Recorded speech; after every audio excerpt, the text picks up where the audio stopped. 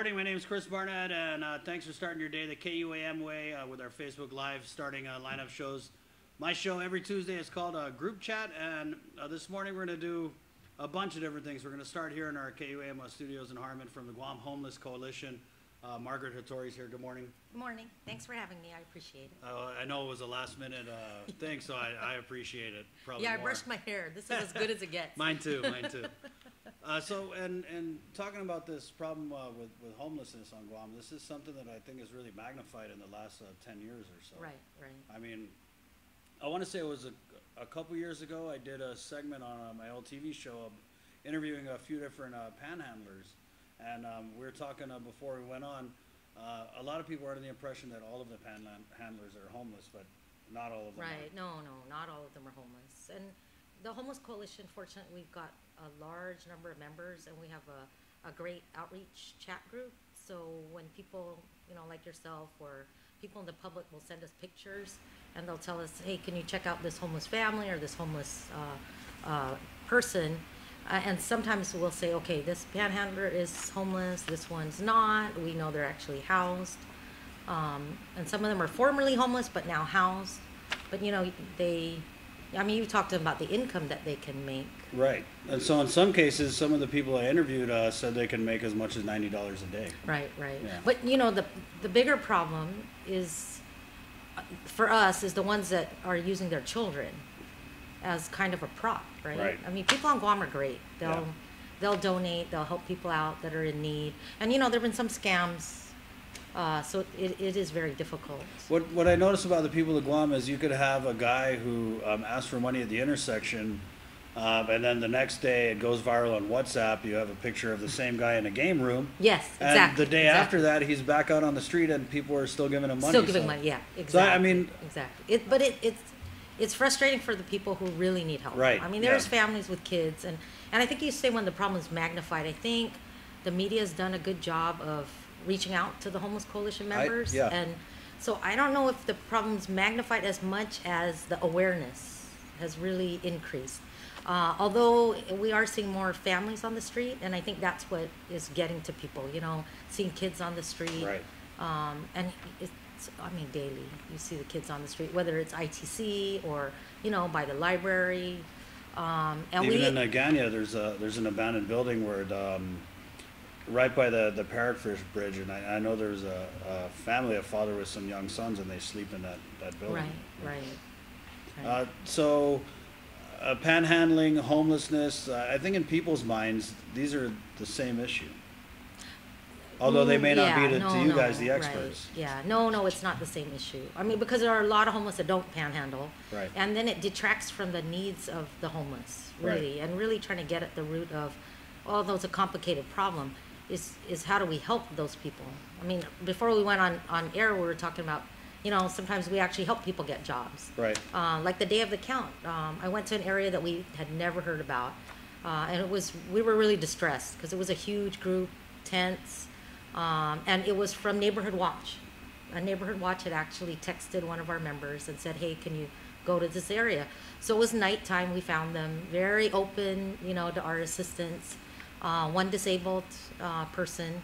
So we immediately made referrals, and some of them are young. They're all able-bodied, and the ones that were, immediately we made referrals to the Department of Labor, and they showed up at the American Job Center. And so they're actually in the process of getting jobs. Right. Yeah. So I hate it when people lump all homeless into the same category where, they'll think, oh, they don't want to get jobs. Because, yes, there are some that don't want to get jobs. Are there those people who say, like, oh, they want to be homeless? No, yeah, people they say like that. It that way, But, that's the easy way to get out of wanting to help people. Right. But when you talk to a family, I mean, one year we did the count, and it was heartbreaking. I was almost crying because we had a dad with a daughter that's my daughter's age.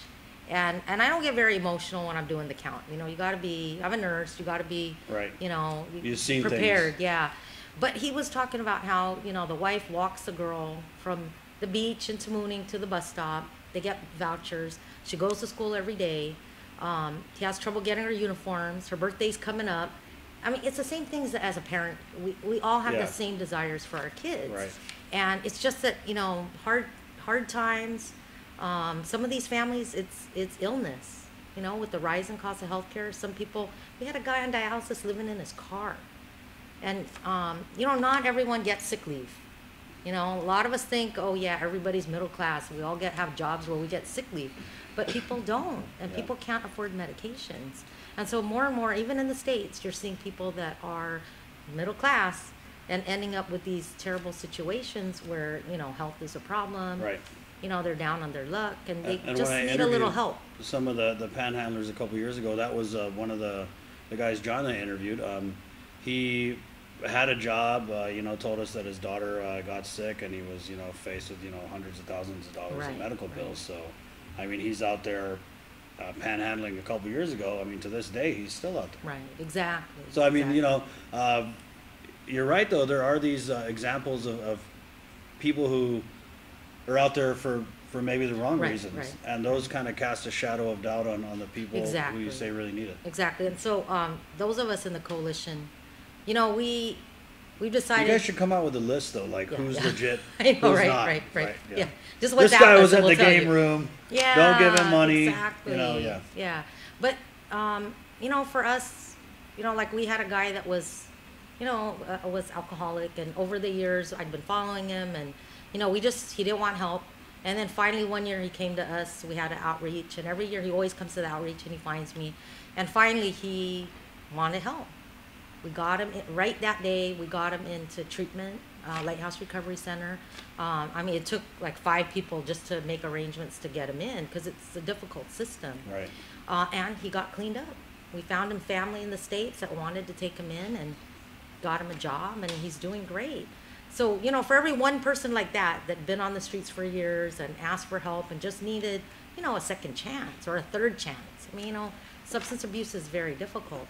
If you turn your back on them because you meet the one guy who really says, oh, I want to be homeless, leave me alone, you know, I mean, that's just one life that, you know, could be helped. Right. And, you know, we've all seen the increase, I mean, not just with the panhandlers, but with people you see on the streets. I mean, here in Harmon, you know, all hours of the day, we see people walking, you know, lugging around backpacks. Agania is another area that's become a real hot spot. And, you know, you talk about a guy who came from the States, and you're able to find his family and send him back there. I interviewed a man named Henry yesterday, and Henry's a homeless veteran, and he's usually out here at the Harmon McDonald's intersection. And so I want to share this interview with you guys. For those of you watching, again, thanks for watching Group Chat. My name is Chris Barnett. I'm here with Margaret Hattori from the Guam Homeless Commission Coalition, and I want to share this interview I did with homeless Henry. What state did you come from to come out to Guam? New Jersey. So how'd you end up all the way out here in Guam? A friend brought me out here because I was sleeping homeless in front of Amazon.com. There's an Amazon facility out in Elizabeth where I was sleeping in front of. He volunteered to bring me out here. How long you been out here on Guam? Came out here towards the like September 2017. But I'm just angry at my ex-wife, you know, because I want my shit back. That's the whole thing. What's your average day like out here on the streets? My average day, it sucks. It just basically, I'm pissed the off. I'm pissed off every day and want to be home. That's why I talk to Frank, because Franklin basically, he's the one that, you know, I talk to every day. I kind of want to see my kid, but then again, you don't want me to see my child. So it's like I know I have a restraining order, no contact order, but still, I'm still gonna keep trying until I can get my kid to see her. You know, when people look at your sign and they see homeless veteran, can you tell us a little bit about the service that you did as a vet? I ain't talking about that shit. I'm pissed off, like I said, right now. I want to just choke the shit out of somebody right now. And right now, I'm just trying to get a little couple bucks so I can put on my phone, so basically I can go back to yelling and screaming at people because I want to see my daughter. Sick of this shit, man. What's it been like out here? Do you get people donating to you, you know, on daily, bringing you food and stuff? No, like those guys get more than I get. Man, and that's why I said I'm basically right now. I'm kind of like not in the mood right now a little bit, because right now I want to call my aunt and basically talk to my aunt and tell her basically, you know, can you go down to Atlantic County? Can you basically talk to the courts and basically tell them I want to see my daughter, because basically when I get back, I'm gonna put my foot up somebody's. I'm pissed right now, and it's like right now I really shouldn't be saying threatening things, but it, I don't care. I already know basically once I go back there, I know I'm going to jail, so I really don't. So can you just walk us back? Who flew you out to Guam? A friend of mine. I leave his alone, he leaves me the alone. That's all I got to say. He leaves me the alone, I leave him the alone. What would you say to people who see you out here and want to know more about you? Me? I want to be left alone. That's it right now. I just want to be left alone, because right now I'm going through I'm pissed. All right. Thanks, Henry.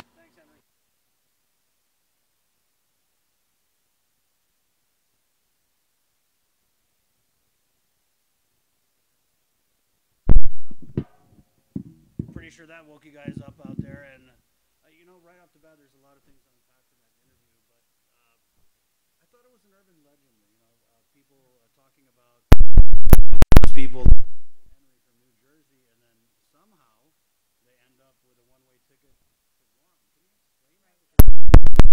And in fact, we just had a homeless coalition meeting last week, Wednesday, and there's a woman in the shelter that the social workers were saying, she ended up on Guam from another state. She doesn't know how she ended up on Guam. But I mean, you and I know, to come from the States, you got to take several planes to get to Guam. Yeah.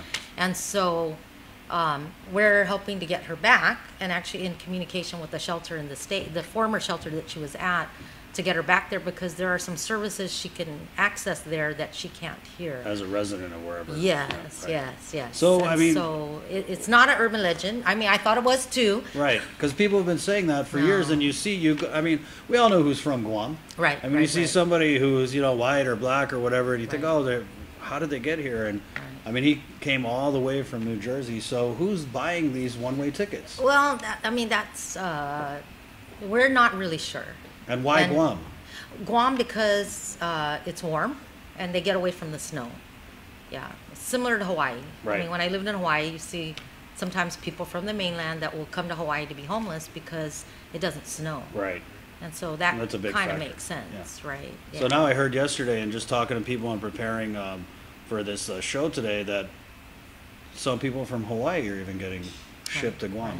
Right. And that's very distressing, because they, particularly if they're leaving their families. I mean, granted, if you're homeless, you've already burned your bridges with your families, but then you come to a place that, you know nothing about, you don't know the culture. Yeah, it doesn't snow, but you don't have access to any support system at all. Right. And so we had a long discussion about that on Wednesday, and trying to figure out, what's the best thing to do for some of these individuals who actually may still have a connection back in the States that we can access, and however, then that thread may be, if there's some support network we can connect them to in the States, then that may be the best option for them. So again, if they want to go back, and some of these people want to go back. Some of them do. I mean, this guy obviously wants to go back. Right. And I'll make sure we refer them. I'm sure there are a lot of veteran services, right? Different veterans organizations that would be willing to talk to them and help. And we have a special heart for the veterans, because these guys. Well, we say we have a special heart for the veterans, but I know. veteran services leave a lot to be desired. Right.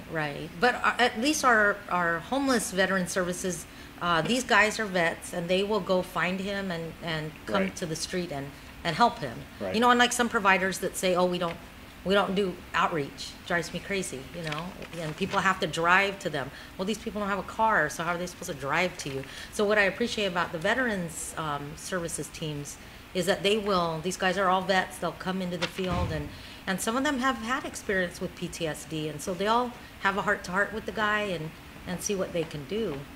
And watching that interview with Henry, we watched it here last night, somebody was watching with us, they're like, man, he's so angry, and I was like, of course he's angry. I mean, angry. yeah. Right, yeah. And sometimes we need to take a step back. Number one, many of us have not been in combat, and number two, we haven't had to live on the street. And it's not like camping on the beach. It's not the same thing.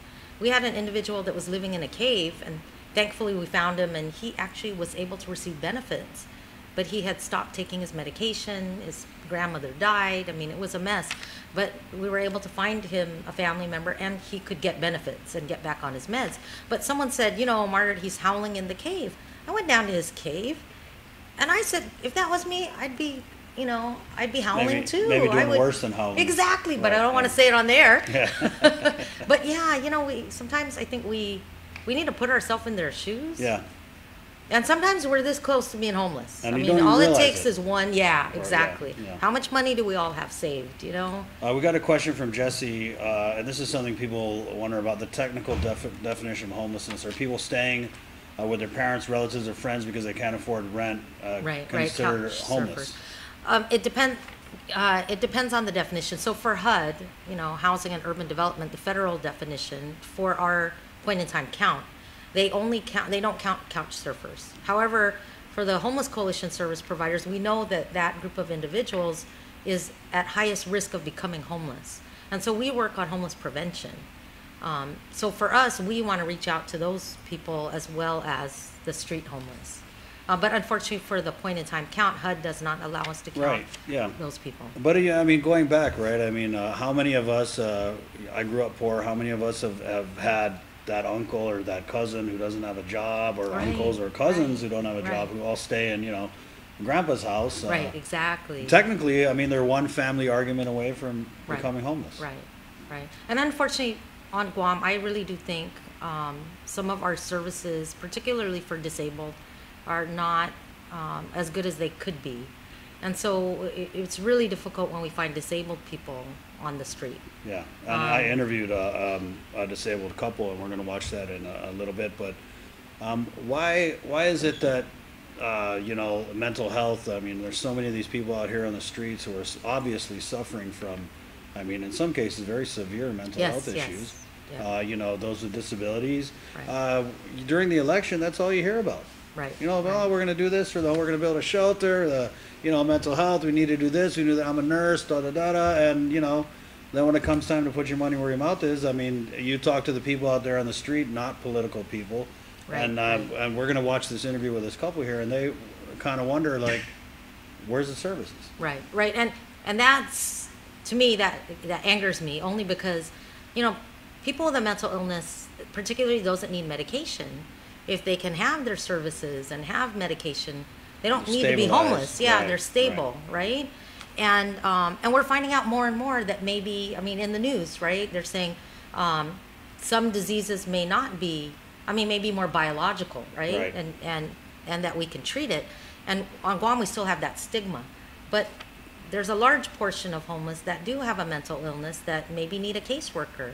And Guam Behavioral Health has a new director. Hopefully she'll focus more on outreach, and we'll reach out and talk to her too. And I think we need to get away from, and I'm not really sure about the qualifications of some of these new directors. I'm presuming they're coming from a relevant field, but these agencies where DISID and mental health, behavioral health, I think we need to kind of stop putting the political appointees in those positions and put qualified people with relevant experience. If that's not being done already, then right. Let me ask you this, because we have a comment here. Why are people so eager to hate on these panhandlers and these homeless people? You see, there's a comment here from Eric. I know at least 2 of those people that panhandle for money are capable of working and making a living without tax-free donations. One was kicked out of the Navy and claims to be a Marine veteran. It's a shame. People, and then he says the wife is a GPO with her kids surfing on her iPhone X. It's a shame you have people gaming the system, and the people that actually could use the help suffer even more. But I don't even think that people want to help. I think they just want to. There's a lot of people who just hate on them. Oh, get a job. Oh, this and that. So right. Why is that? I think because they've seen it on Facebook, the one that was panhandling. Yeah, the scams, right? And people want to help, but they don't want to be taken advantage of, right? And so, fortunately in the coalition, there's very little of that for us. Right.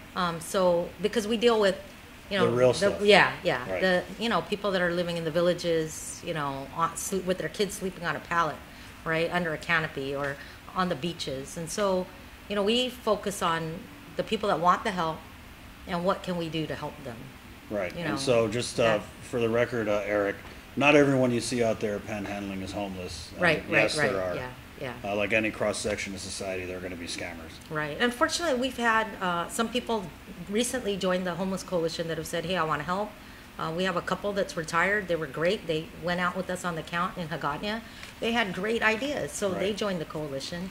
So we just got to keep up that willingness to help, but help in an intentional way, right? So that we don't get scammed, and that we aren't putting money to people who don't want the help or are scamming us.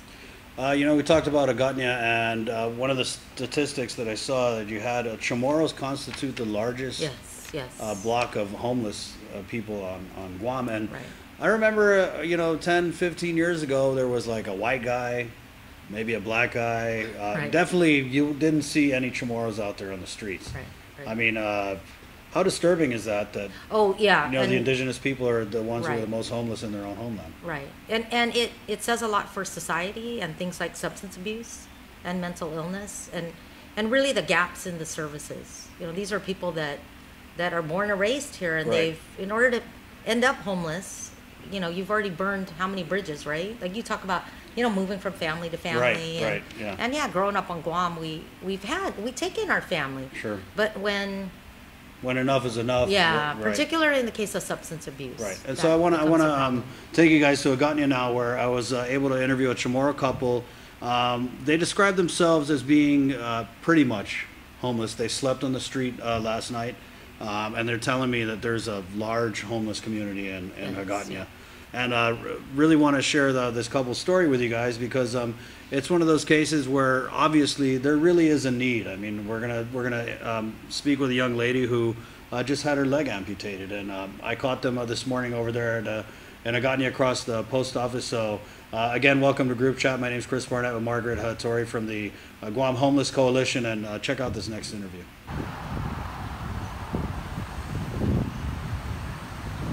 So you're out here trying to get money for your right prosthetic leg? Yeah, with Medicaid don't cover.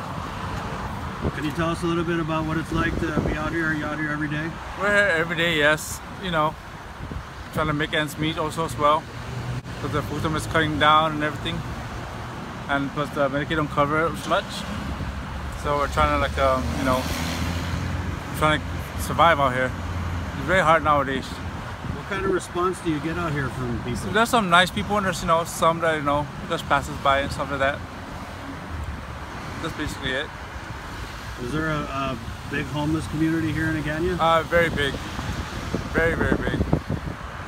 How many people would you say? Probably like 50 to 80 people down here.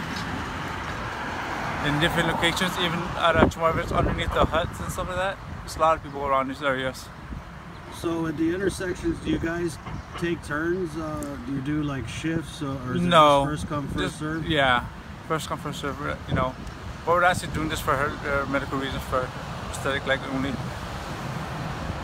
How much money do you think you get every day? Not much. 20 bucks? Sometimes, or maybe like 30, 50 sometimes with that, and then we just put it away. How about you, ma'am? What's it like out here for you every day? It's hard, but I'm holding up. I mean, I just recently lost my leg last year in October, so we're just trying to make ends meet and get me back to walking again instead of just being on this wheelchair. Do you guys it's kind of frustrating. Do you have family here in Guam? I mean, I do, but they have their own life. I don't really bother. Don't want to bother, anyways. What kind of services are there for you guys here in Hagåtña? The food service still works out. The food service is the only thing they have here. This is like off. Very high. Without the director, they're just doing their own thing up there. This it. They just do whatever they want to do, and they take their sweet time doing their job, trying to help us find jobs and stuff like that. So DISIT, I know they had some trouble finding a director for DISIT, but have you guys reached out to DISIT? And if you did, I'm under DISIT already, and the caseworker just do whatever they want. They're not, they really talk to the clients like they're, really downgrade the clients, giving them confidence. They really talk them down.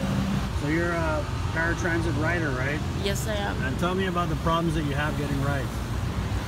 Well, it's hard for us to get transportation, like to get to places on time, to do appointments and important stuffs, due to I guess the delays, they're always late.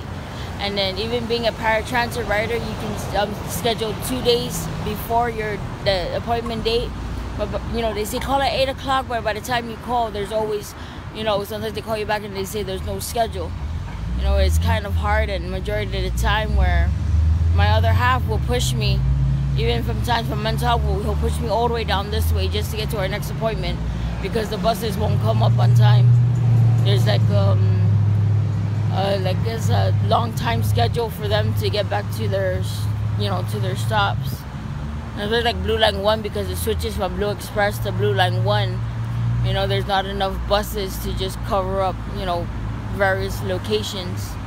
So a message to the senators, they need to fix the paratransit? Yes. And hopefully they can do something about that, especially for like us paratransit riders. And then there's even sometimes the one for the wheelchair lift.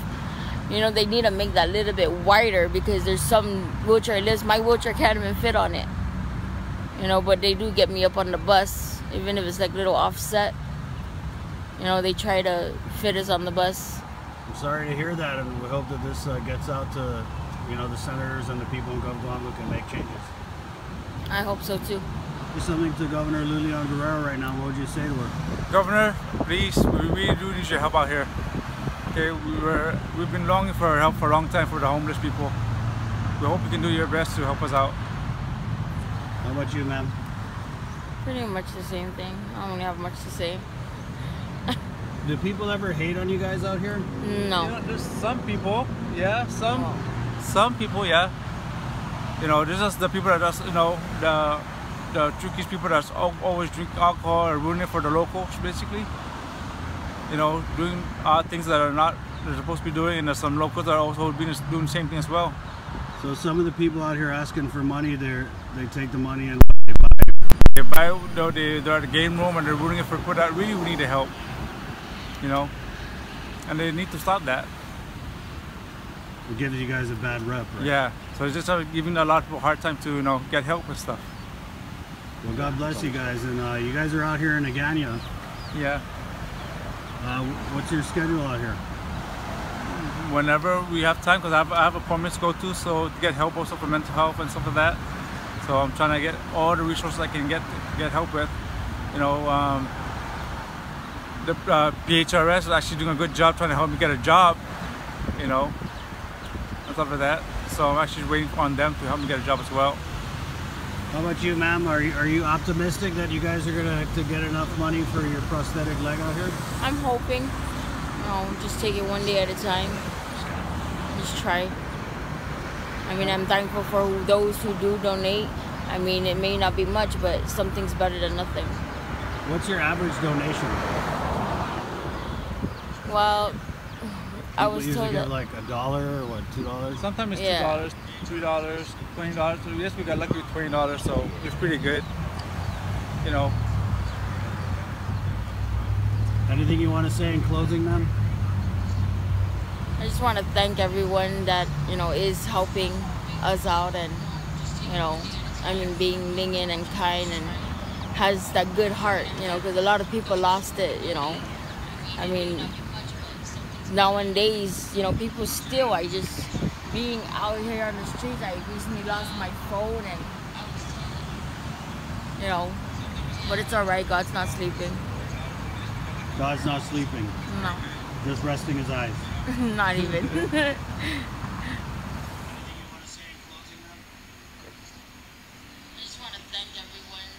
Wow, like our first interview, so much to unpack there. This couple, a Perez and a Camacho, they're, how many Perez's and Camachos do we know?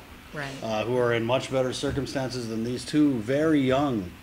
These guys are young, you know what I mean? And Yeah.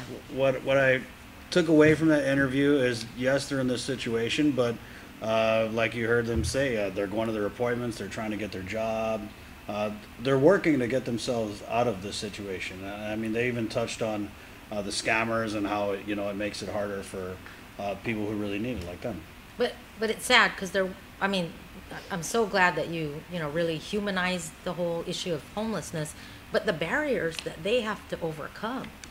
I mean, paratransit, that's I mean, to me, I don't know why we keep accepting the status quo, Yeah. that it's okay for somebody to not Because make it's it to not their us. I appointment. mean, we're not out there trying to ride the paratransit. Yeah, but that's easily one yeah. of our family members. I mean, Yeah. like you said, Perez Camacho. Yeah. And on the radio the other day, I heard this guy who has to get dialysis, and he doesn't always make his appointments, and that's terrible. Yeah. If you don't get regular dialysis, you're going to get more sick, Yeah. and the cost to the people of Guam is much greater in the long run if you don't address these problems. So I don't really understand, and I'm hoping with the new administration, I know, like you said, everybody's new, but there has to be an effort focused on paratransit and transportation.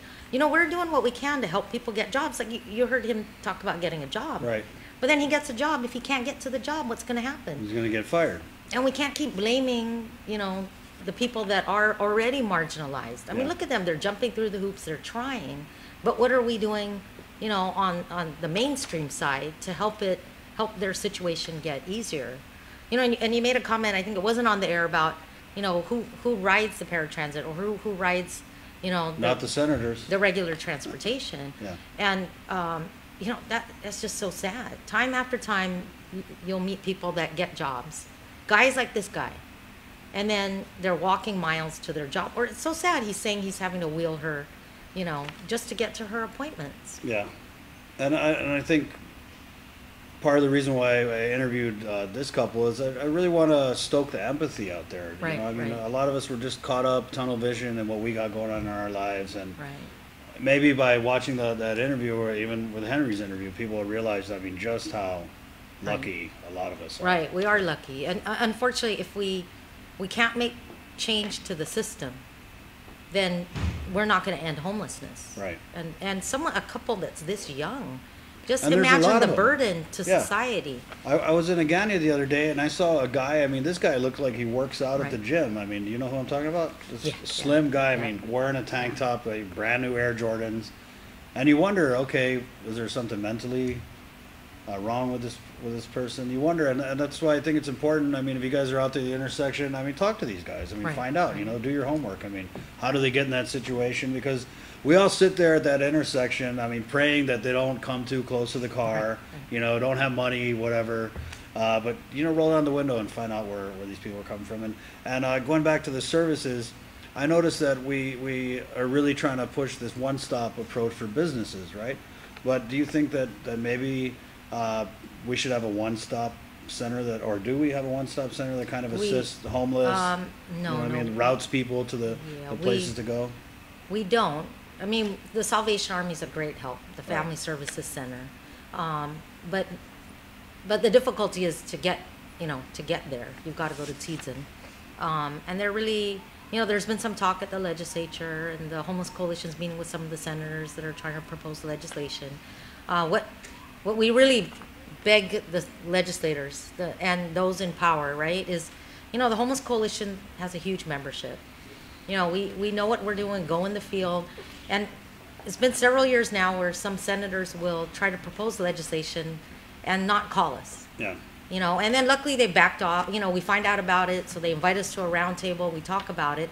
But, maybe the smart thing to do would be to talk to the people that are actually in the field or People in the with their boots on the trenches. ground. Right. Yeah. And just, your interviews today, those really shed a lot of light on, the suffering of normal people. And it's just right? a snapshot, really. I mean, how Right. many other stories are out there? How many other people do you see? I mean, Right, exactly. And I'm more concerned about the people you don't see. You don't see. Right. Right.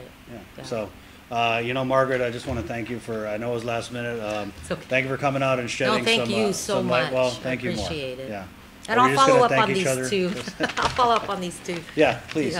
These And this homeless is something again that situations. I really want to kind of dive into and take a closer look at. And there's their stories, but then there's the stories about how our elected leaders have really dropped the ball on homelessness. I mean, I feel and I pay attention that there's been a lot of lip service But at the end of the day, I think we just need to see some results. So. Right, right. And there's been some progress. Right. I mean, Nice. yeah, there has been progress and some recognition that, there are a lot of families that are suffering. And Senator Terlahi reached out to us last year, and we had a very good roundtable Right. And I know Senator discussion. Moylan said that he's introducing the bill, and he's been talking to you guys. Right, and he met with the coalition last week, Right, so I really appreciate that. And the Chamorro Land Trust Commission, the new director, actually came to our Right. coalition meeting. Nice. So I really feel that there's every time we have a new administration, right, there's a lag. Yeah, Right. but some people are more interested in the issues of homelessness. But what I like about your last couple in particular, well, and the veteran, is this makes this issue more mainstream. I mean, Yeah. these aren't isolated cases, Yeah. and not everyone's a substance abuser, not everyone's mentally ill. Some people are down on their luck, they get sick, Right. they can't get a job. Or, newsflash, I don't know how many people out there got a minimum wage job, but that's just not enough money Oh to my pay the God! bills. Right? A lot of these homeless people in Hagåtña, we interview them, and they've got jobs, but they're getting paid, terrible Right, wages, and yeah. even minimum wage. If you Yeah. do the math, and you got to pay rent for an apartment or pay utilities, right? Yeah. The reality is that a lot of people can't afford it. Well, hey, on that note, hate to end it on a sad Yeah, note. sad. No, but there's hope. There's hope. Thank There's you. hope. All right, Yeah, yeah. there's a positive. Hey, thank you so much to Margaret, and most especially to our Facebook live audience out there. We put these interviews up on our social media networks if you want to check those out. But get out there, do your own interviews, talk to people, and get a better grasp on this problem of homelessness that isn't going anywhere. And with that, my name is Chris Barnett, and this has been Group Chat. Thank you so much for watching. Está, adios.